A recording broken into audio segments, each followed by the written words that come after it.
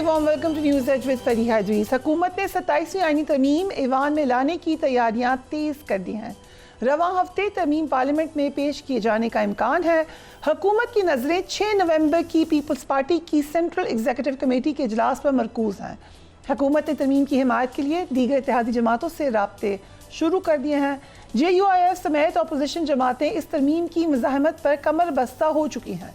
मौलाना फजल रहमान अगरचे 26वीं तरमीम की मंजूरी में हुकूमत को अपना कांधा पेश कर चुके हैं, लेकिन अब 27वीं तरमीम पर उनका लबो लहजा बड़ा इंटरेस्टिंग है।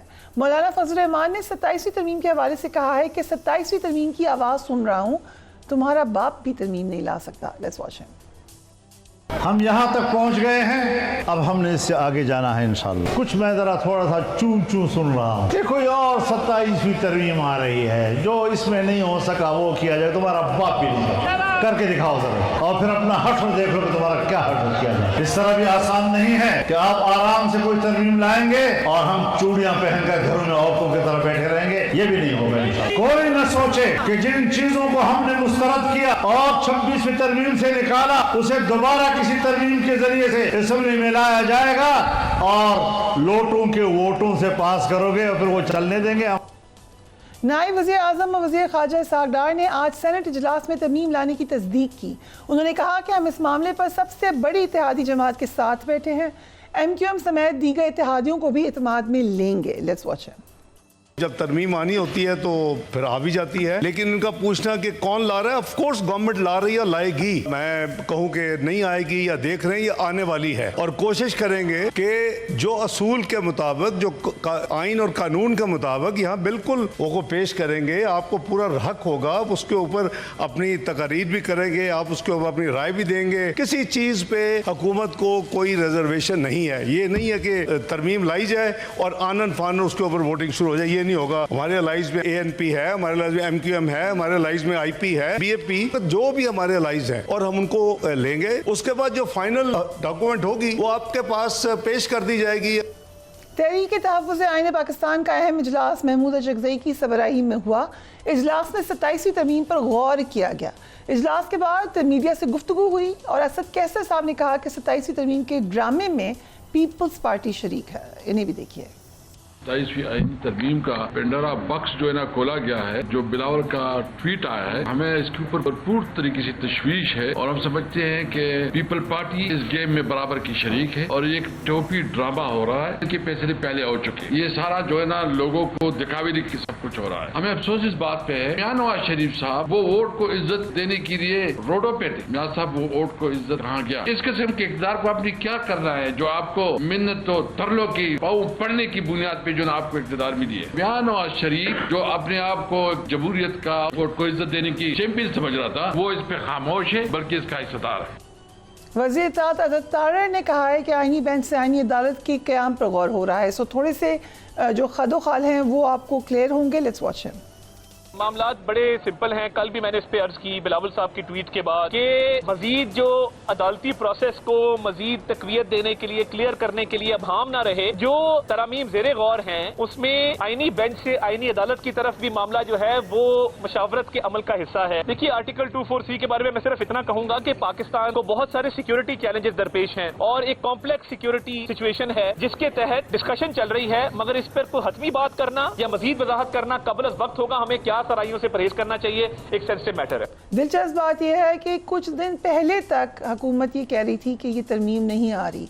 एहसन इकबाल साहब से जब ये क्वेश्चन हुआ, उन्होंने क्या कहा था कुछ दिन पहले, ये भी देख लीजिए। एक शख्सियत जो कुछ अर्से पहले ही कह रही थी कि 27वीं आईनी तरमीम आएगी, वो हमारे साथ मौजूद है, senator Faisal Vawda. Thank you so much for being on the programme. So आ रही है तरमीम, कुछ बताएंगे इसके बारे में कि एनी आइडिया क्या क्या हो सकता है इसके अंदर? आप लोग 27वीं की, मैं तो 28वीं की तैयारी कर रहा हूँ। 28वीं की, वो आपकी नेक्स्ट बर्थडे पे आएगी। बर्थडे टू बर्थडे अभी तक तो ऐसे चल रहा है। हाँ? अभी तक तो ऐसा ही कोई इत्तेफाक हो रहा है। अभी अगेन दिस इज कमिंग, जो कि एहसन इकबाल साहब कुछ दिन पहले तक कहे थे कि नहीं आनी, बट ये आ रही है और आ भी रही है और पास भी हो रही है। आ भी रही है और पास भी हो रही है। ठीक है। सो 28वीं में क्या होगा? पहले 28वीं से जब शुरू जरूरत है 28वीं की आएगी, जो रह जाएगा वो 28वीं में कर लेंगे। इसको सीधा सीधा रखें। देखें, पहले आप पैदल चलते थे, ऊँटों पे चलते थे, फिर आप गाड़ियों पे आ गए, जहाज़ों पे आ गए, फिर आप डीजल और पेट्रोल की गाड़ी चलाते थे, फिर इलेक्ट्रिक की गाड़ी पे आ गए। चीज़ें बदलती गई। आप हर साल अपना फ़ोन अपग्रेड कर देते हैं। पहले व्हाट्सएप नहीं था, इंस्टाग्राम नहीं था, फेसबुक नहीं था, जो पहली दुनिया में नहीं था, अब इसी सब कुछ है। तो आप निज़ाम के साथ साथ चीज़ें बदलते हैं, चेंज करते हैं, तो हर पे आखिर तो कोई चीज़ नहीं होती, you amend, you move on. तो इसमें कोई ऐसी चीज़ नहीं है। अगर आप मुझसे पूछें कि 27 अमेंडमेंट में कौन सी ऐसी कंट्रोवर्शियल चीज़ है, डिबेट की है, अगर आप कह रहे हैं कि आइनी कोर्ट्स बनाने की ज़रूरत है, हाँ बिल्कुल ज़रूरत है, ये वक्त की ज़रूरत है, इसको बहुत पहले बनना चाहिए था, अब बन रहा है, तो ठीक है, होना चाहिए। अगर आप कहते हैं ट्रांसफ़र पोस्टिंग की बात है, तो ये कैसे हो सकता है कि आप किसी से पूछ के उसकी ट्रांसफ़र पोस्टिंग करें? मैं कराची का रहने वाला हूँ, मैं चाहता हूँ मेरा सेनेट जो है वो कराची में हो, तो मुझे पूछ के थोड़ी होगा, इस्लामाबाद में होता है, फेडरेशन का हिस्सा है वो, तो मैं क्या कर सकता हूँ? मुझे इस्लामाबाद आना पड़ता है या मुझे यहाँ शिफ्ट होना पड़ता है। तो ये भी इम्पॉर्टेंट था। फिर आप कहते हैं कि जी एज का इशू है, तो क्या अगर 85 साल की उम्र में एक सियासतदान जो चल नहीं सकता, उसको उठाने के लिए एक बंदा है, खड़े करने के लिए 10 बंदे हैं, सुनाने के लिए है 20 आदमी, उसको दिखाने के लिए क्या है, वो 85 साल की उम्र में सियासत कर सकता है, तो क्या 65 के बजाय 70 साल या 78 साल तक कोई आदमी काम नहीं कर सकता? क्यों नहीं कर सकता? करना चाहिए, पुलिस वाले को करना चाहिए, जज को भी करना चाहिए, फौजी को भी करना चाहिए, आपको और मुझे भी करना चाहिए। तो इसमें इनसेंसिबल चीज़ क्या है? अगर ज़रूरत पड़ेगी पाकिस्तान में, अगर एक काबिल आदमी को उसको 77 साल की उम्र में देनी होगी, तो 77 साल कर बट एक खदशा ये है कि पहले भी शायद बहुत ज़्यादा ओपन डिबेट नहीं हुई थी, और अब भी उस तरीके से ओपन डिबेट नहीं होगी। आपकी ख्वाहिश है थोड़ी बहुत डिबेट करा देंगे। संविदा बना कौन रहा है इसका? एक मोहसिन नकवी साहब के पास बन रहा है, वो लॉयर तो नहीं है ना, वो लीगल एक्सपर्ट हैं, so it has to be a lawyer, of course. ठीक है, बट तो लॉ मिनिस्टर ही होगा ना उसका, तो उसको बनाने वाला या अटॉर्नी जनरल उसको देखेगा, ठीक है। वो सो तो बहस होगी, पार्लियामेंट में आएगी। देखिए, वैसे तो बाय एंड लार्ज हम आपस में बहस करते ही रहते हैं, पार्लियामेंट के अंदर, कैंटीन्स के अंदर, लाउंजेस के अंदर, फ़ोन के अंदर, गाड़ियों के अंदर करते ही रहते हैं, ठीक है। तो आप लोगों को शौक है जमहूरियत के अंदर एक फ़ैन फॉलोइंग के तहत आपको स्पीचेस देखनी है, तो वो भी आपको दिखा देंगे। आप कहेंगे तो वीकेंड पे भी खोल देंगे सेनेट, मसला क्या है? सो चले फिर आप कुछ मेन फीचर्स बताते हैं। आप बताएं, पूछें मुझसे। एनएफसी के हवाले से तरमीम होगी। देखिए, एनएफसी के अंदर 2000 अरब रुपए by and large plus minus, if I am not wrong, federal government dollars में लेके हर साल प्रोविंसेस को देती है कर्जा लेकर, और ख़ुद भिखारी पोजीशन में आ जाती है, उसका पैसा होता नहीं है, और हर साल ये बढ़ता है बजट पॉपुलेशन से गेज करके कि कितनी आबादी बढ़ी है, तो ये कर्जा बढ़ता चला जा रहा है। अगर 50 रुपये का डॉलर था और वो 300 रुपये का डॉलर हो गया, तो 6 टाइम। अगर आपने 10 रुपये कर्जा लिया था, तो आपको 60 रुपये वापस करने, तो कर्जा वापस भी तो करना है ना। तो इस कर्जे के अंदर अगर कोई रिस्पॉन्सिबिलिटी के तहत, मैंने तो अपनी लास्ट बजट की स्पीच पे कहा था कि अगला बजट पास नहीं होगा जब तक आप उसको एड्रेस नहीं करेंगे। अब उस एड्रेस के अंदर अगर कंसेंसस होता है, रिस्पॉन्सिबल होते हैं लोग, कहते हैं हम सूबे से कर लेंगे पूरा, या दो चीज़ें हैं उसमें, पॉपुलेशन है या प्लानिंग एंड पॉपुलेशन है, और एजुकेशन है। एजुकेशन यूनिवर्सल सब्जेक्ट है जो हर सूबे में पढ़ाएगा, पाकिस्तान एक ही है, उसमें हर जगह एक ही पढ़ाई होनी चाहिए। ऐसा तो नहीं कहीं चाइनीज पढ़ा रहे हैं, जापानीज पढ़ा रहे हैं। ये बड़े ऐसे से था इशू, ठीक है, तो इशू था, तो हेल्थ का था। मेरे हिसाब से, मेरी जाती राय के हिसाब से सिक्योरिटी की भी फेडरल सब्जेक्ट होना चाहिए, क्योंकि आप आईजी, चीफ सेक्रेटरी, ये सब फेडरल अपॉइंट करते हैं। ये बहुत बड़ी बात है। आप ये कह रहे हैं कि फिर सूबे के पास नहीं होगा इस तरह का। नहीं, मैं तो ये हो नहीं रहा, मैं मेरी जाती राय के अंदर इस तरमीम में नहीं, इस तरमीम में नहीं, लेकिन मेरी जाती राय के अंदर इसको भी एड्रेस करना चाहिए।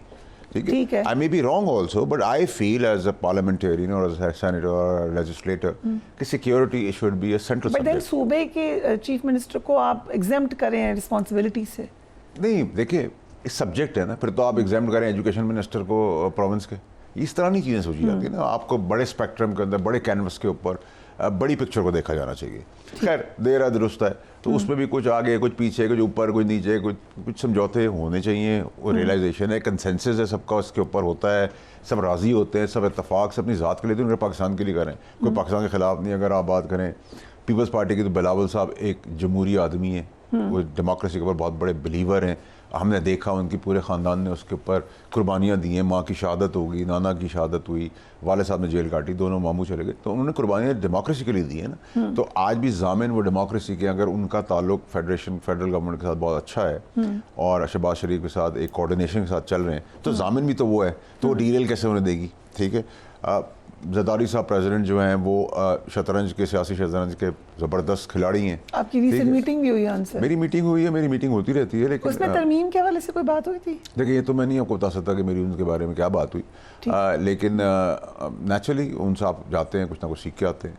तो वो सियासी शतरंज के सबसे बड़े प्लेयर हैं, तो एक कॉम्बिनेशन बाप बेटे का बहुत अच्छा है। ठीक है जी, तो उसके तहत अगर इसमें, और जो ट्वीट किया उन्होंने, जो ये लुब्बे लबाब पॉइंट्स बाहर कर दिए, ये बड़ा मुस्बत और बड़ा पॉजिटिव काम किया, क्योंकि वो पब्लिक फिगर हैं। पब्लिक के लिए काम करें तो पब्लिक को उन्होंने बट ये engage गवर्नमेंट कर को नहीं दिया। करना, PMLN को नहीं करना चाहिए था। देखिए हर आदमी की अपनी डेमोक्रेटिक लाइन है, डेमोक्रेटिक सोच है। इनकी जमहूरी सोच के अंदर ये था जो मैं समझता हूँ एज जो आज की जनरेशन है वो इसको अप्रिशिएट करती है। May be old school authority इसको अप्रिशिएट ना करते हैं, वो समझते हैं उसको लीक आउट किए। तो हर आदमी का जाविया सोचने का कुछ और है। So you think leak out नहीं किया, ओनरशिप दिया, ओनरशिप दी है, मेरे ख्याल से it's a very positive. So he is on board सब हर मामले पे, या अभी बहस होनी है? सर यू राइट कि बहस तो हो रही होगी, कहीं ना कहीं तो बातचीत हो रही होगी। तो देखिए बाय एंड लार्ज कंसेंसस के साथ ही ये होगा, इसमें कोई ऐसा तो है। हाँ ठीक है, तो नंबर तो हमारे पास पूरे हैं। आपको किसी चीज़ के लिए नंबर चाहिए तो हमारे पास एक्स्ट्रा भी आपको दे देंगे। कितने एक्स्ट्रा हैं? आपको जितने चाहिए होंगे दे खैबर देंगे। पख्तूनख्वा में मिला नहीं कोई नंबर, एक भी नहीं मिल सका तो उधर। क्या आपने मेरा कोई एक ऐसा बयान, कोई ऐसा ट्वीट देखा जिसमें मैंने कहा कि नहीं, आपने नहीं कहा, आपने एक्चुअली कहा था कि नहीं होना ऐसे। सो बट बहुत से लोग कह रहे थे, बहुत से लोग कह रहे थे। तो आप फिर मेरी नज़र खबर और खबर पर रखा करें ना नज़र। हाँ। आप लोग सीरियसली नहीं लेते, जब हो जाता है तो फिर आप कहते हैं अच्छा तुमने कहा था। तो अब आपने कहा कि पार्लियामेंट यू डिबेट सेड के बन जाएंगे चीफ मिनिस्टर। ठीक है, ठीक है। तो सब एक तरफ था, मैं एक तरफ था। ठीक है, तो ठीक है, अल्लाह की मेहरबानी कि मेरी एनालिसिस ठीक होती है। So what I am saying मैं आगे देखता हूँ। अभी मैं आपसे कह रहा हूँ कि अगर आप इसमें, मुझे तो कोई कंट्रोवर्सी नज़र नहीं आ रही। आप किसी भी आर्टिकल की बात करें जो एक ख़ास तौर पे ये, और ये क्वेश्चन लीजिए SPR से भी हुआ, जो भी ब्रीफिंग थी, कि शायद कुछ सर्विसेज के हवाले से भी तब्दीली है, एंड ही सेड कि इस पे हमारा इनपुट हो सकता है, डिसीजन तो एग्जीक्यूटिव ही करेगा। देखें वो बड़ी कर्टियस और बड़े पोलाइट आदमी, वैसे हार्ड लाइनर है as a soldier DG SPR साहब। तो मैं उनकी बात को आगे लेते हुए कहता हूँ कि देखें जी, एक मल्टी डोमेन एक टर्म है, उसके तहत अब सिर्फ हवा की, एयरफोर्स की जंग नहीं रहेगी, अब सिर्फ ज़मीनी जंग फ़ौज की नहीं रहेगी, ना ही कि पानी की जंग रहेगी, नेवी की। अब आपका साइबर वॉर है, आपका नैरेटिव वॉर है, आपकी इकोनॉमिक वॉर है, आपकी टेरिटोरियल पोजीशन की वॉर है, आपकी वर्ल्ड स्पेक्ट्रम के अंदर अपनी पोजीशनिंग की वॉर है। तो इन सब वॉर्स को और इसके लिए सिनर्जी देने के लिए फ़ौज को आपको कुछ एज लेजिस्लेटर इकदाम करने की ज़रूरत है ताकि आपकी डिफेंस लाइन मजबूत हो। और डिफेंस लाइन मजबूत होगी तो मुल्क मजबूत होगा। जो मैंने आपको भी सारी चीज़ें बताएंगे, ये सारी चीज़ों को भी आपने एड्रेस करना है ना। तो इन एड्रेस के अंदर आप एम्पावर करेंगे उनको। आप सिर्फ तोप, गोले, बारूद और गोलियाँ ही, बंदूकें नहीं देते, आप उनको लेजिस्लेट करके देते हैं कि ये भी इस एरिया के अंदर जो वॉर जोन्स हैं उनको संभालें। तो अगर उनको संभालने के लिए हमें लेजिस्लेशन की जाती है, उसमें भी कोई कबात और बुराई नहीं, वो सब पाकिस्तान के लिए। और नोइंग द फैक्ट कि अभी आपके फील्ड मार्शल ने आपका सिक्का मनवाया है पूरी दुनिया के अंदर, झंडे को गाड़ा है पूरी दुनिया के अंदर, आपके वेस्ट के साथ ताल्लुकात डिफरेंट हो गए हैं, आपका डिफरेंट लीग में आ गए, आपका सऊदी अरेबिया के साथ एग्रीमेंट हो गया, और बहुत सारी कंट्रीज़ हैं जो इन लाइन खड़ी हुई हैं, जो प्रेसिडेंट ट्रंप हर वक्त तारीफ कर रहे ठीक है। होते तो हैं। तारीफ किस लिए कर रहे हैं? वो कहते हैं is a great warrior, he is a great fighter. ठीक है, तो हमें फाइटर ही चाहिए था ना।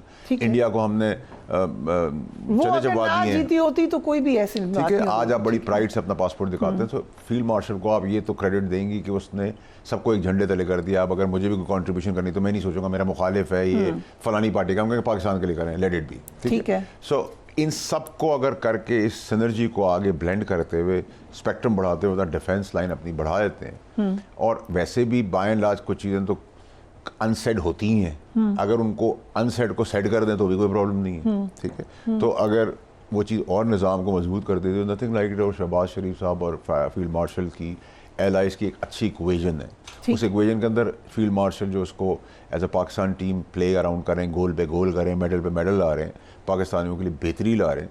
तो हमें तो बेहतरी से मतलब है ना, आप ला दें, मैं ला दूं, कैमरामैन ला दे, ड्राइवर ला ठीक दे। है, I agree with you, but उसमें क्या तब्दीली क्या हो सकती है?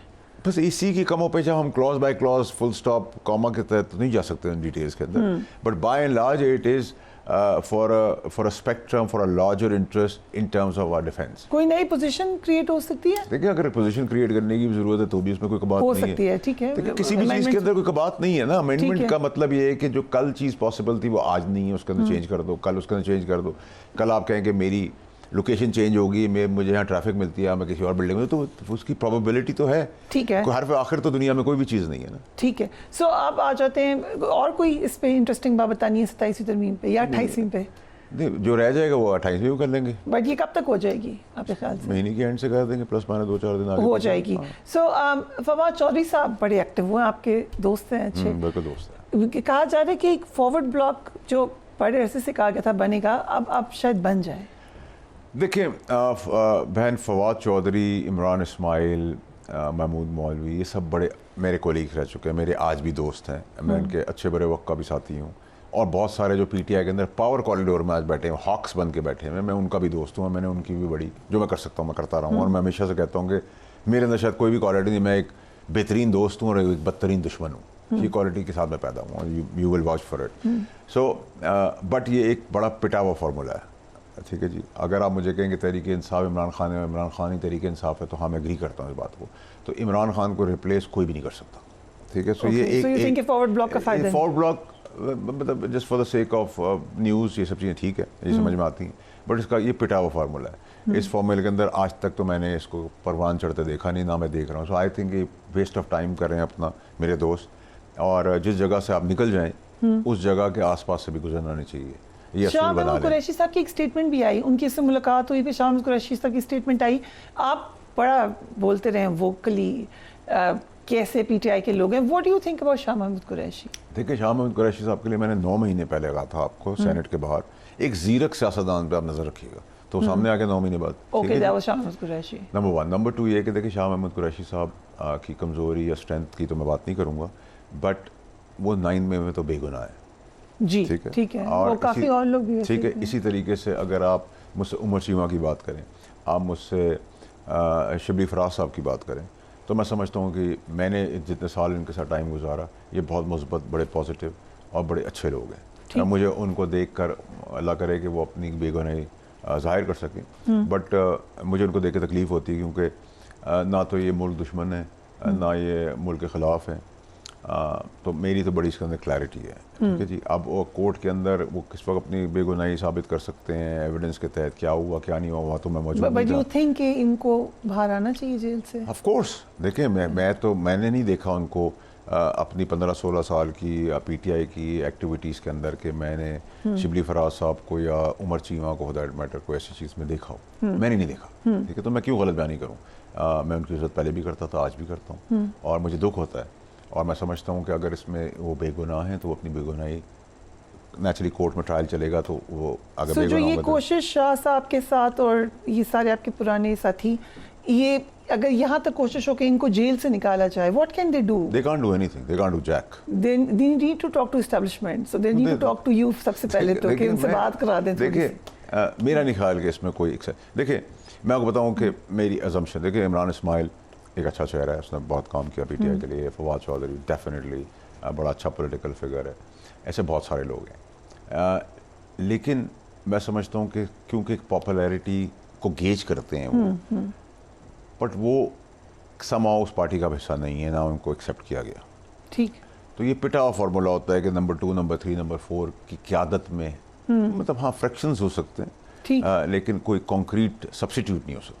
तो अगर आप कहते हैं इमरान खान का सब्सिट्यूट शाह महमूद कुरैशी साहब बन सकते हैं, तो I don't think so, not at all, I will be very clear and blunt. So you think कि फ्यूटाइल एक्सरसाइज होने जा रही है? It's a waste of time. मेरे ख्याल से वो ज़्यादा मुस्बत अपनी पॉलिटिक्स कर लें, किसी और पार्टी के साथ कर लें तो ज़्यादा बेहतर है। ओके, सोहेल आफरीदी के बारे में क्या ख्याल है? देखिए, सोहेल आफरीदी साहब जो हैं वो एक ग्रास रूट से आया है, वर्कर्स लेवल से, जो कि बहुत अच्छा इकदाम है, एक बड़ा अच्छा प्रेसिडेंट तय हुआ है कि एक एवरेज वर्कर भी सीएम बन सकता है या प्राइम मिनिस्टर बन सकता है, बहुत अच्छी चीज़ है और हम वेलकम करते हैं। कंसीडरिंग जिस किस्म के चीफ मिनिस्टर्स लगाए हैं आज तक खान साहब ने, do you think he is a better choice? देखिए, मैं समझता हूँ कि मुझे उम्मीद होनी चाहिए उससे कि ये वो गलती नहीं करेगा जो पिछलों ने की, नंबर 1। नंबर 2 ये कि वो इमरान खान साहब के लिए रास्ता बनाएगा बनिस्बत उनके लिए खड्डा खोदे। लेकिन अगर जाहिराना बातें जो कर रहे हैं उसको उन्होंने मुकामी अंजाम तक पहुंचाने की कोशिश की और दबस्ती, बदमाशी, गुंडागर्दी,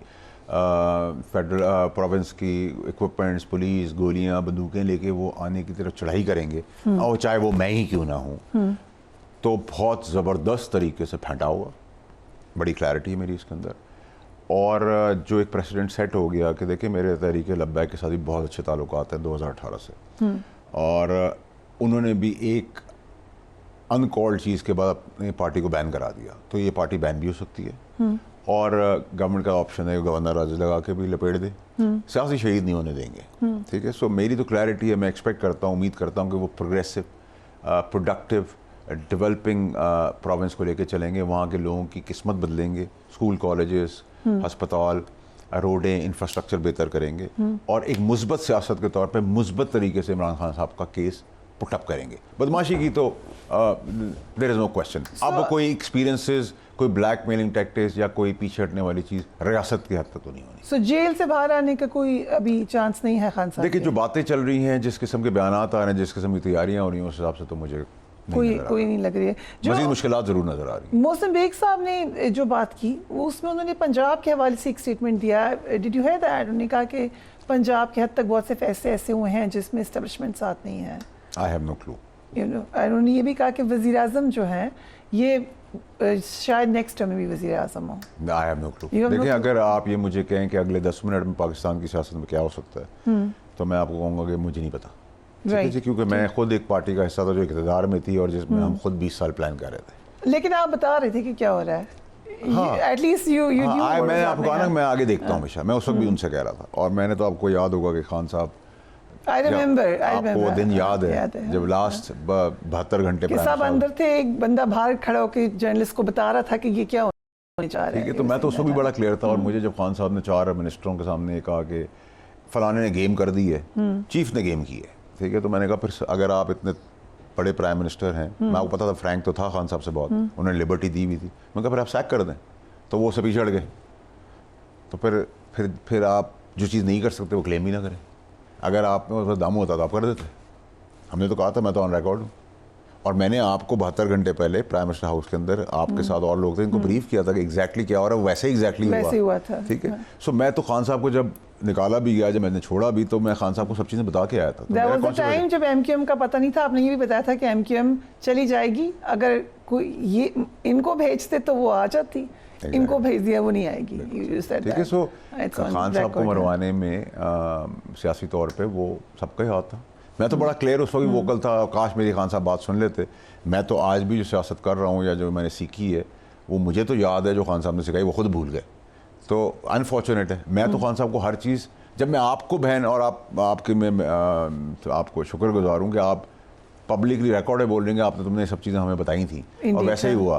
तो मैंने खान साहब को भी सब कुछ बताया था, ठीक है। और आज भी मैं समझता हूँ कि खान साहब मुस्बत सियासत करें बनस्बत मनसी सियासत के, इसका कोई हासिल ज़रूर नहीं है। इस मुल्क की सेंसिटिविटी को समझें। इस मुल्क में वज़ीर आज़म को फांसी चढ़ा दिया गया है, जेल से वज़ीर आज़म हाउस पहुंचा दिया गया है, एग्ज़ाइल में जो लोग भाग गए थे उनको वापस लाया गया है। इस मुल्क में कुछ भी पॉसिबल है। अगर आपके पास इतना सारा पास्ट है तो फूक फूक के कदम रखना चाहिए। पॉपुलैरिटी का गेज अगर ये है कि आप जेल में बैठे और मनफी सियासत करें और मार धाड़ जलाओ घिराओ की सियासत करें, तो there is an end to it now. Indeed. Thank you so much, Faisal Waris, for joining us. We'll take a break and we will be right back.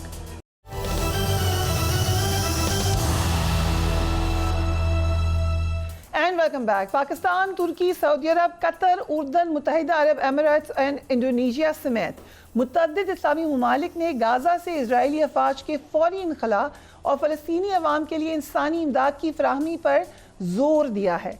Türkiye में होने वाले इस्लामी और अरब वज़राए ख़ारजा इजलास में शरीक ममालिक ने इसराइल की जानिब से जंग बंदी के खिलाफ वर्जियों की शदीद मज़म्मत भी की है। इजलास में ये मुतालबा किया गया है कि काबिज़ इजरायली अफवाज को गाज़ा से वापस बुलाया जाए। साथ साथ हम ये भी देख रहे हैं कि अमेरिका ने अक़वाम मुत्तहिदा की सलामती काउंसिल में दरख्वास्त की है कि गाज़ा में 2 साल के लिए बैनुल-अक़वामी फ़ौज तैनात करने की मंजूरी दे दी जाए। अमरीकी वेबसाइट के मुताबिक अमेरिका ने अक़वाम मुत्तहिदा की सिक्योरिटी काउंसिल के रुकन ममालिक को एक करारदाद अरसाल कर दी है, जिसमें अमन फ़ौज के इख्तियारात, जिम्मेदारियाँ और क़याम की तफसीलात शामिल हैं।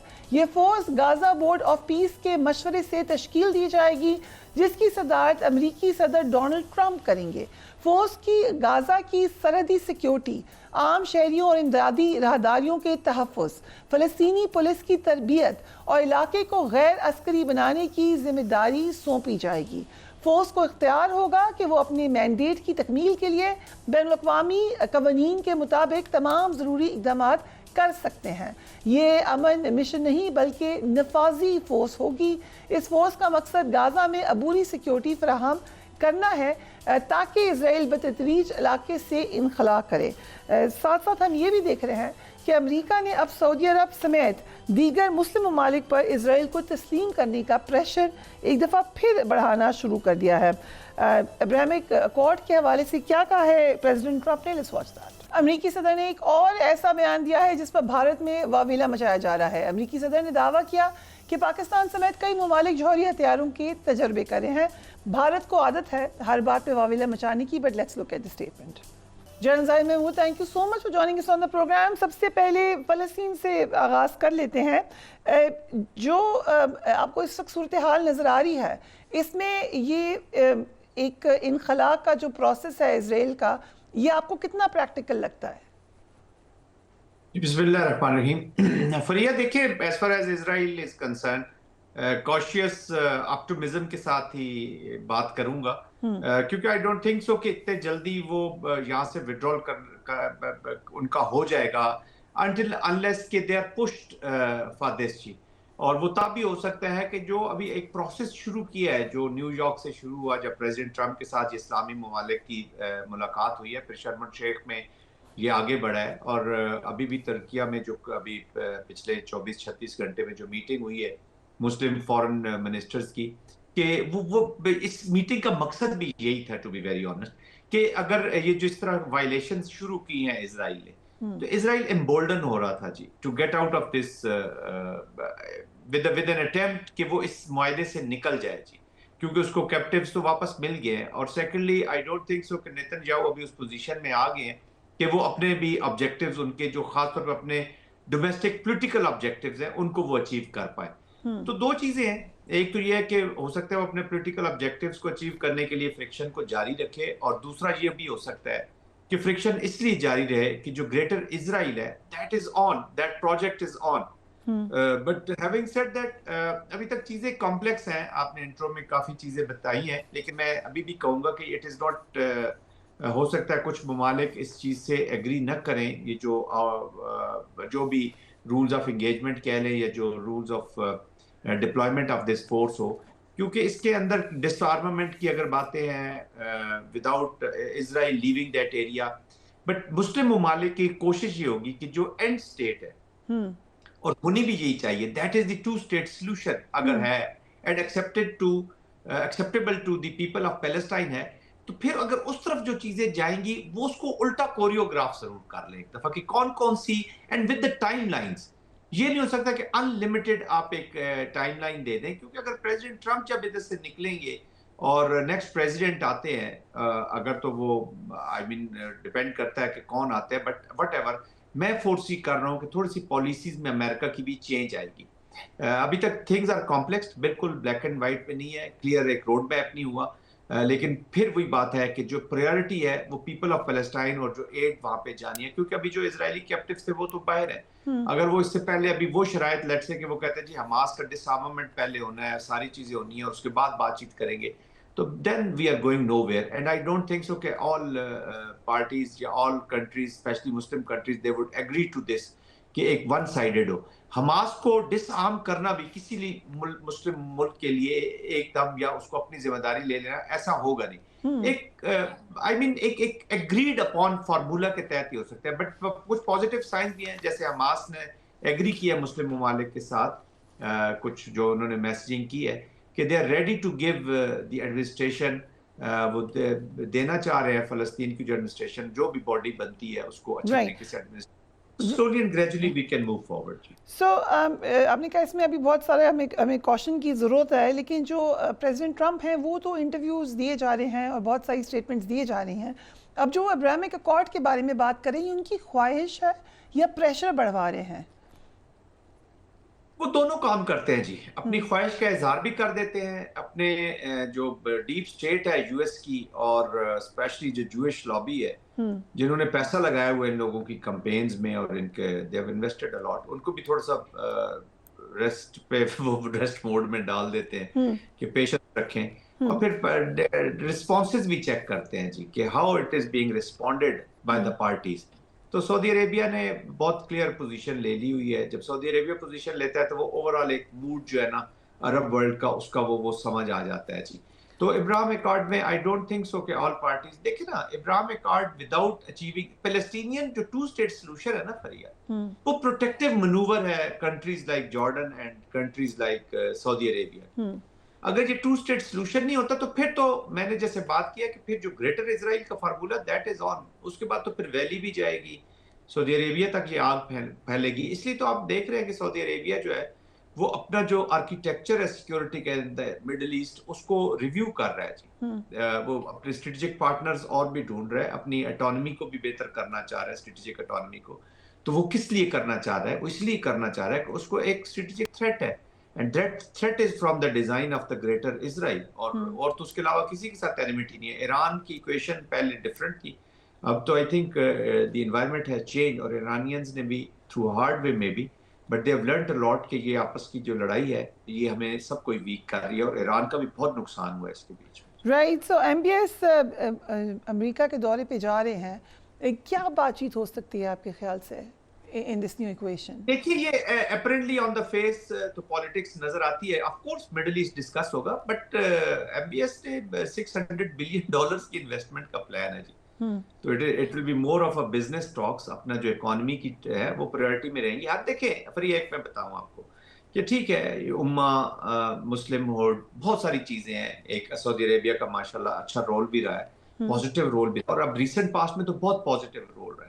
हालांकि के हुतीज के साथ और यमन के इश्यूज रहे हैं, सऊदी अरेबिया के भी रहे हैं, वहाँ चैलेंजेस भी हैं, थ्रेट्स भी हैं, लेकिन उसके बावजूद जब पैलेस्टाइन की बारी आई है या उसका जो प्रायोरिटी पे एजेंडा है, तो वो that has been priority to Saudi. फिर सऊदी अरेबिया का जो स्टेट का बिहेवियर या जो अप्रोच रही है, इरानियन अटैक जब हुआ इजराइल का और अमेरिका का, तो आई थिंक सऊदीया ने बड़ा पॉजिटिव रोल प्ले करके they have created an environment and space जहाँ पे को एग्जिस्टेंस की बात या जो बातचीत है या जो ईरानियन सऊदी रिलेशनशिप है उसको इम्प्रूवमेंट के लिए उन्होंने एक स्पेस छोड़ी है। तो रोल तो बहुत पॉजिटिव है, बट मैं दोबारा कहूंगा कि 600 billion is a huge amount. वो उसके आई एम श्योर कि उनकी जो प्रायोरिटी ऑफ टॉक्स होंगी। फिर अभी तक जो अरब वर्ल्ड है सरिया, इनका जो सिक्योरिटी का फ्रेमवर्क है या आर्किटेक्चर जो है, वो अभी तक US एंड वेस्ट बाइस्ड ही है।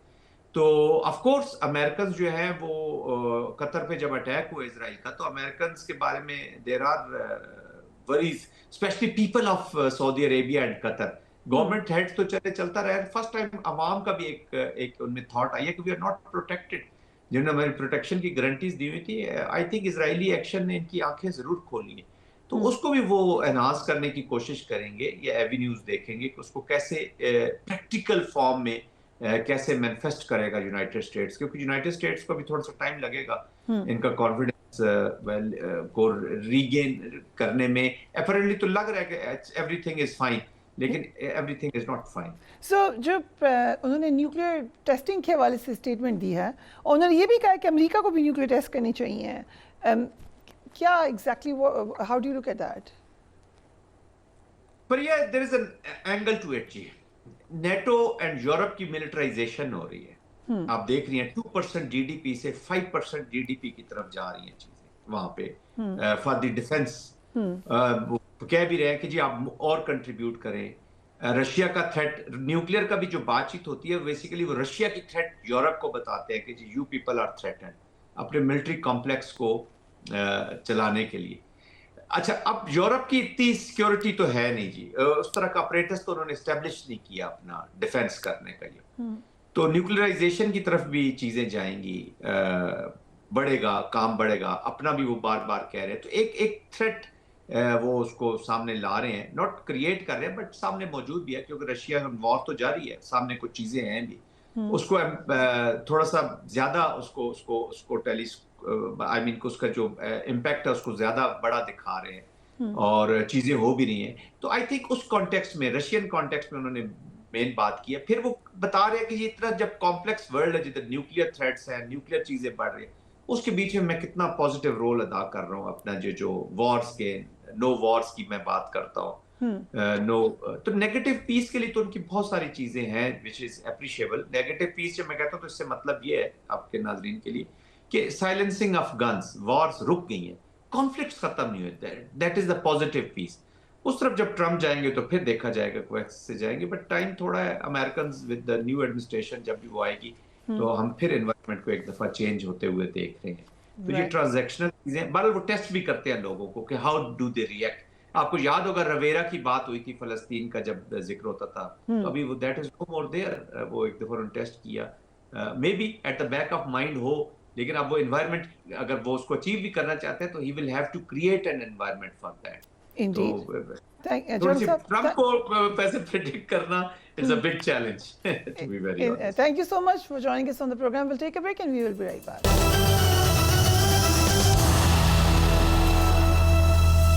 And welcome back. वफाकी हुकूमत ने IMF से $1.2 अरब की अगली किस्त के इजरा की हतमी मंजूरी में जो आखिरी रुकावट हायल थी उसको भी दूर करने का फैसला कर लिया है। हुकूमत ने आलमी मालियाती इदारे को 15 नवंबर से कबल गवर्नेंस एंड करप्शन रिपोर्ट शाया करने की यकीन दहानी करवा दी है। हुकूमत IMF एग्जीक्यूटिव बोर्ड इजलास से पहले दीगर तमाम शराइत पूरी कर चुकी है, लेकिन IMF की जानिब से गवर्नेंस एंड करप्शन रिपोर्ट के जल्द इजरा पर इसरार किया गया था। रिपोर्ट के इजरा के लिए तकनीकी अमूर को हतमी शक्ल दी जा रही है।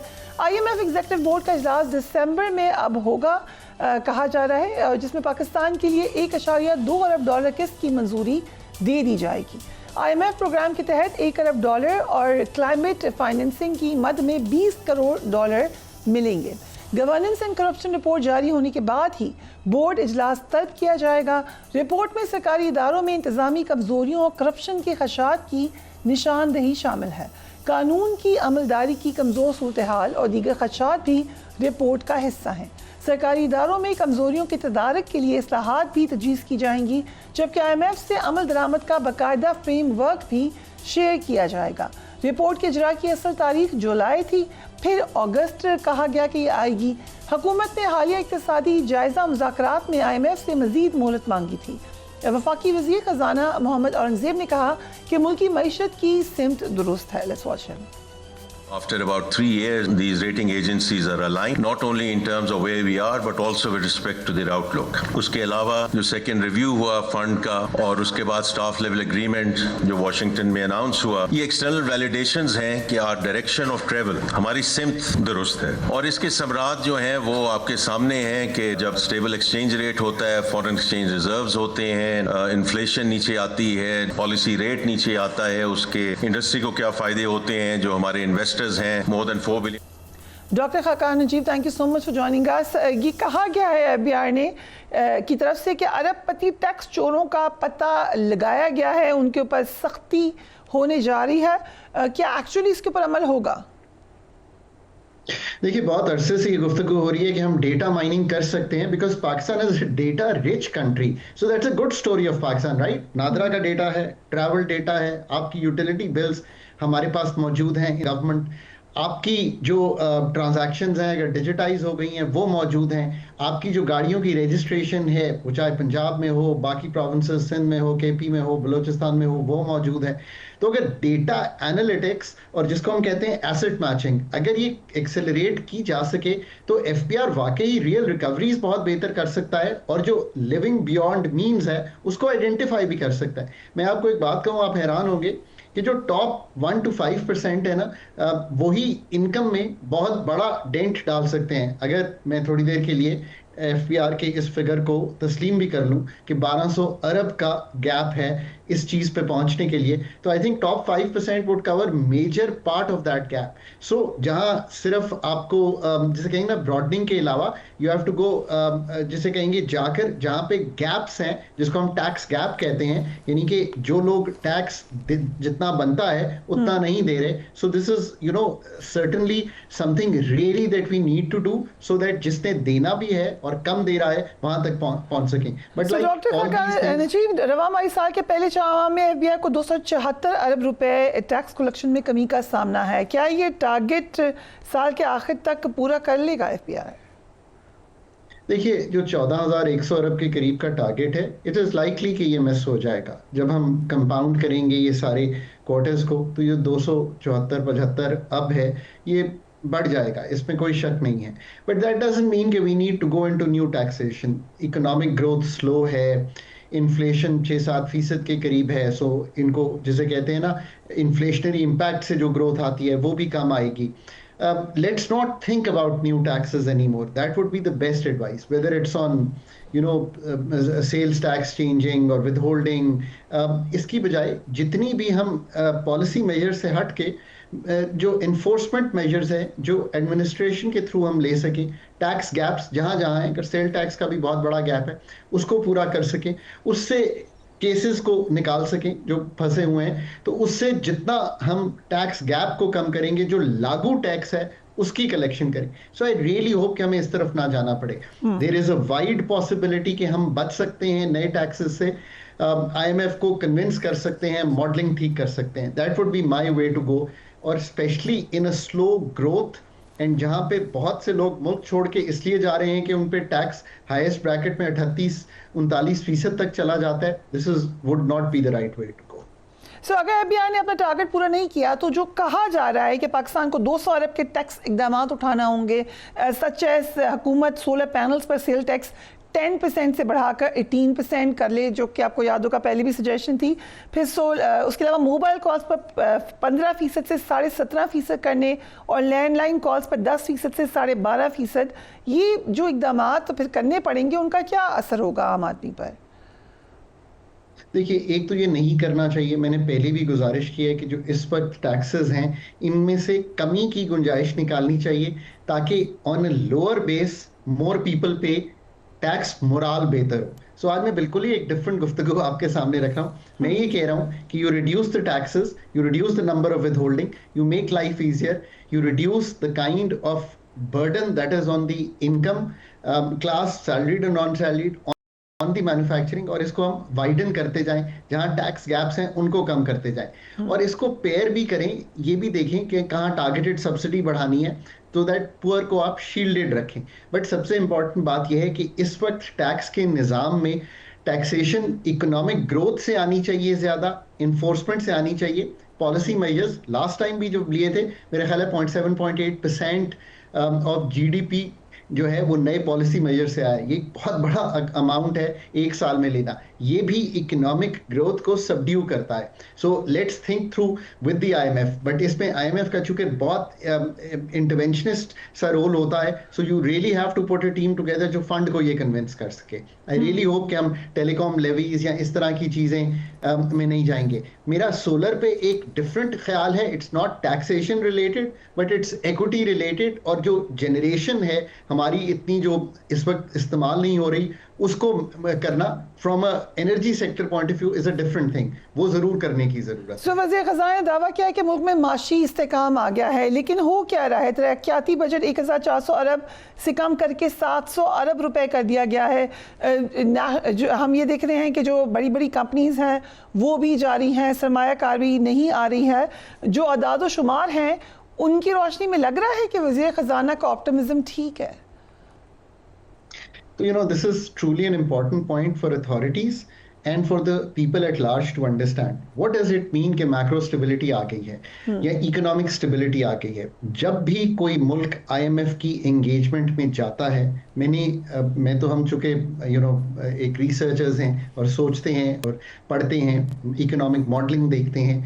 जो भी हमने रिसर्च इकोनॉमिक देखी है on the IMF engagements with countries, तो पता ये चलता है, और बहुत से दर्जनों ममालिक की रिसर्च, कि पहले 12 से 18 माह में एक इस्तेहकाम नज़र आना शुरू हो जाता है, जिसका आसान लफ्ज़ों में मतलब ये है इन्फ्लेशन, कीमतों के बढ़ने की शरह में कमी आ जाती है, बैरूनी खसारा संभल जाता है, टैक्सेशन का एक हैवी बाउट होता है. पाकिस्तान में भी हुआ, 1.5% के करीब टैक्स टू GDP बढ़ा और आपको एक स्टेबिलिटी सी फील होना शुरू हो जाती है, हार्ड वन स्टेबिलिटी. पर इकोनॉमी जो है इसका जो खमियाजा है वो भुगतती है ग्रोथ, और वो आपने लास्ट भी देखी 3% के करीब ग्रोथ आ गई है इस मुल्क की और वहाँ पे स्टक हो गए. ये है इस वक्त इकोनॉमिक सही खाका. अब वक्त भी मिल गया है, स्पेस भी मिल गई है, 10 मई भी हो गया है, इकोनॉमिक डिप्लोमेसी भी अच्छी है, अमेरिका के साथ टैरिफ भी कम है, CPEC की भी बातें हैं, UAE KSA सबके साथ बातचीत चल रही है. असल बात तो फिर वहीं आके रुकी है ना कि जो स्ट्रक्चर्स हैं इकोनॉमी के, जो इन्वेस्टमेंट को, प्रोडक्टिविटी को, पाकिस्तान की एनर्जी एफिशिएंसी को, फार्मिंग की प्रोडक्टिविटी को, लेबर प्रोडक्टिविटी को, जो फ्रिक्शंस हैं कारोबार करने की, उनको दूर करेंगे तो इस स्टेबिलिटी को आप वहां पर लेकर जाएंगे कि आप तब्दील कर सकें into a growth framework which goes beyond 5% but doesn't go bust. ये भी याद रखिए कि पहले 3 माह के जो फिगर्स हैं ट्रेड के, वो ठीक है। कंफर्टेबल नहीं है। राइट। सो एक और जो खबर दोबारा तेल गैस की तलाश के हवाले से बाबा खबरें आती हैं। अब ये कहा जा रहा है कि गैस की तलाश में, तेल और गैस की तलाश में ऑफशोर बिल्डिंग राउंड में, बडिंग राउंड में तकरीबन 23 ब्लॉक्स की कामयाब बोलियां मौसूल हुई हैं, जिनमें से $80 मिलियन तक सरमायाकारी होगी, जो कि $1 अरब तक जा सकती है। अगेन कितनी ये बात ठीक होगी? समंदर से कितना तेल और गैस निकलने की तवक्को है? क्योंकि अगेन एक अमरीकी इदारे के मुताबिक समंदर में 100 ट्रिलियन क्यूबिक फीट गैस के मुमकिन ज़खायर हैं। एंड वी नो कि ये खबरें आती हैं, बट इनका इम्पैक्ट क्या है? 17 से 19 अरब डॉलर की इंपोर्ट करते हैं एलएनजी, कोल और ऑयल मिलाकर। तकरीबन 83,000 आई थिंक अगर बैरल ऑयल इस्तेमाल पर डे का लोकली होता है, 4 लाख टोटल खपत है। ये अच्छी पेशरफ्त है, बट ये भी याद रखिए कि इनमें से एक में वेल आउट ऑफ 4 आगे बढ़ेगा। इसमें टाइम भी दरकार है। I hope the frameworks are right. I hope कि कोई दरियाफ्त होगी। आई होप कि जो हमारा गैस है, जो कि कहाँ 4,000 MMCFD थी, आज 2500-2800 MMCFD रह गई है, इसमें भी पेशरफ्त होगी। अच्छी पेशरफ्त है पाकिस्तान के लिए। अथॉरिटीज हैव, ठीक है, अच्छी पेशरफ्त है। Thank you so much doctor Hakan Najib हमें ज्वाइन कर रहे थे। यकीनन ऑप्टिमिज्म अच्छी चीज़ है, लेकिन जो रियलिटीज़ हैं उनके साथ ही अपने आगे चलना है। आज के लिए इतना ही। Do take care of yourself. अल्लाह हाफ़िज़।